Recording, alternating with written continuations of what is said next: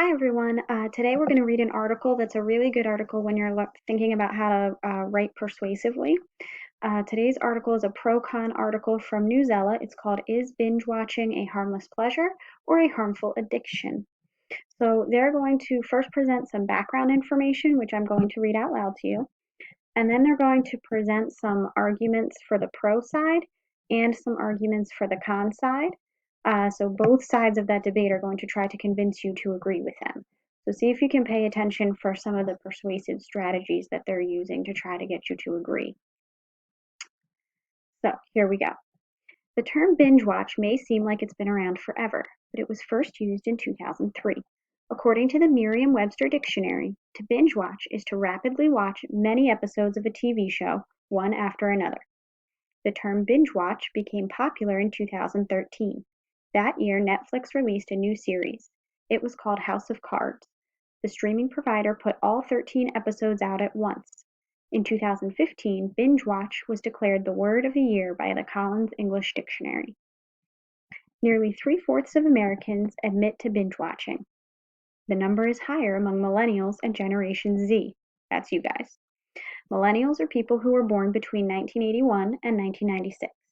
Members of Generation Z were born between 1995 and 2012. About 9 out of 10 individuals in these age groups say they binge watch.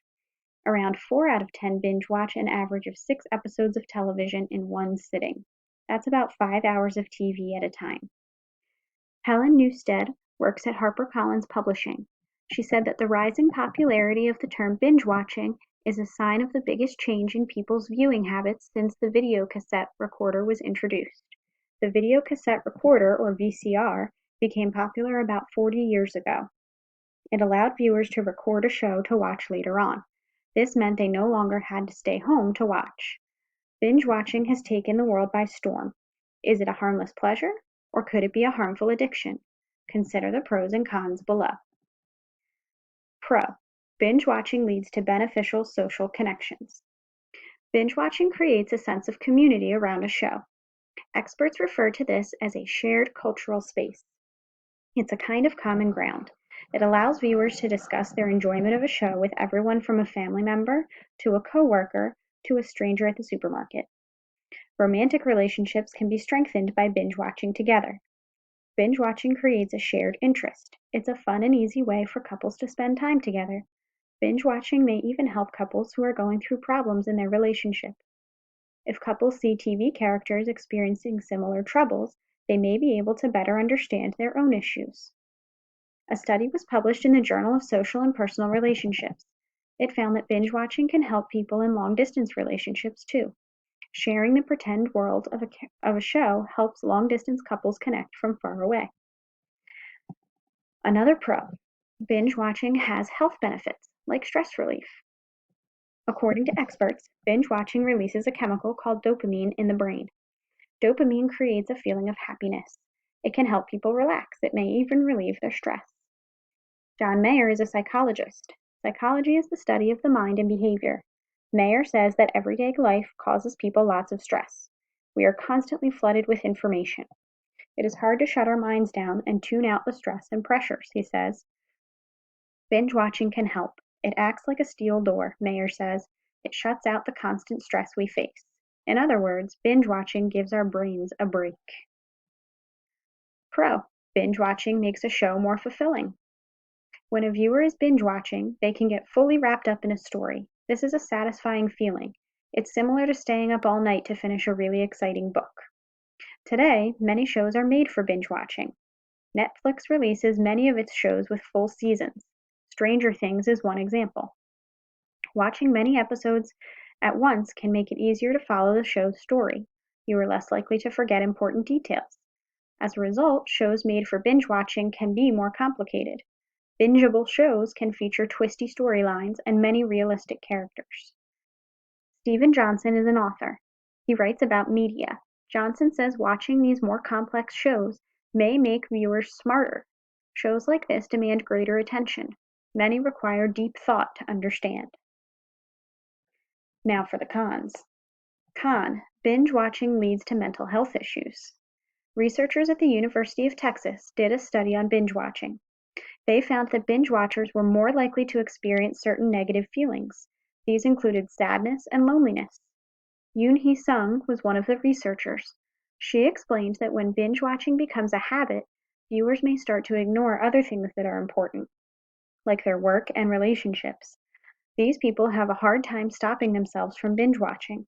It's hard to quit even though they know it is making their lives harder, she said. Binge watching can even lead to addiction.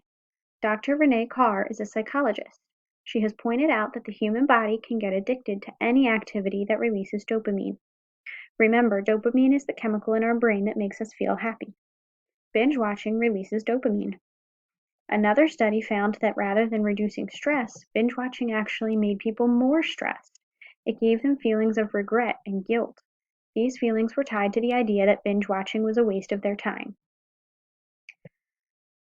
Con. Binge watching leads to serious physical health problems.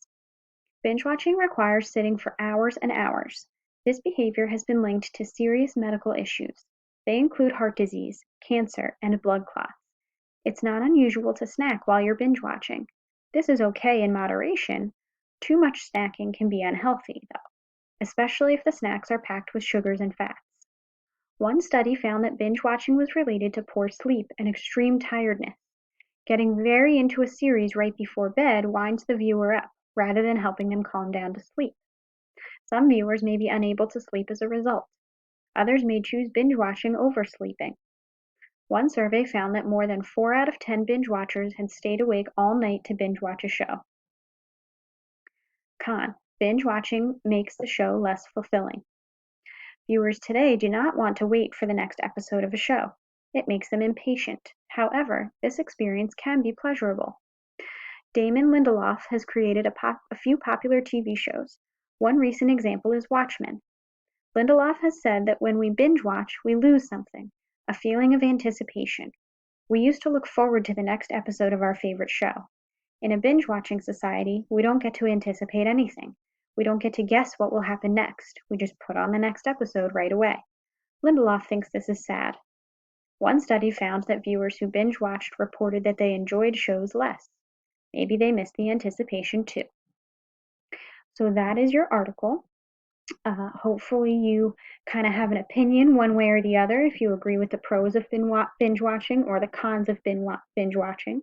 Your only other task for today is to go back to that Canvas announcement and click on the survey. You will need to be logged into your Penridge Google account in order for it to come up. And then you just answer these personal questions. They're just opinion questions, questions about your experiences, so there's no right or wrong answer. The first one is, have you ever binge watched a TV show or series? Have you ever stayed up all night to binge watch a show? Which part of the article do you think was more persuasive or better written? It doesn't necessarily mean you agree with it, but you might think the pro side was better written and you might think the con side was better written. Maybe one of them had more facts or statistics, or one of them had more expert opinions in it. So for this part of the question, just think about which one was a better persuasive writing, even if you don't necessarily agree with it. And then the last question is your opinion. Do you think binge watching is good for you? Yes, no, or maybe you're still not sure. So that's your only other task for today, is just to complete this survey. Have a great day, everybody.